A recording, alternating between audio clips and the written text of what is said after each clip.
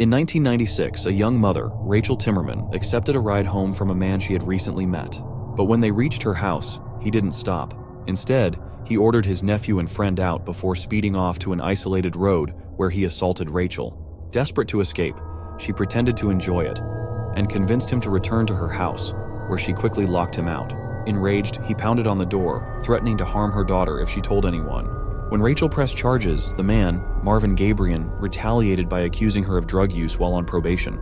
She was sentenced to 5 months in jail. 9 days later, Marvin was arrested for the attack on Rachel, but the terror wasn't over.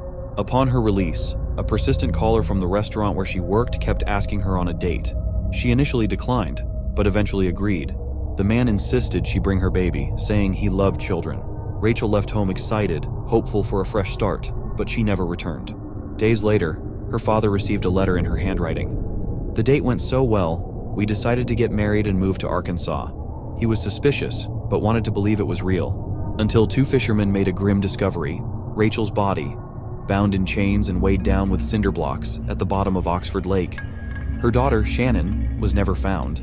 Unbeknownst to Rachel, the man who she went out on a date with was working for Marvin. It was his plan all along to unalive her and her daughter. Later, Marvin Gabriel was arrested and was sentenced to death.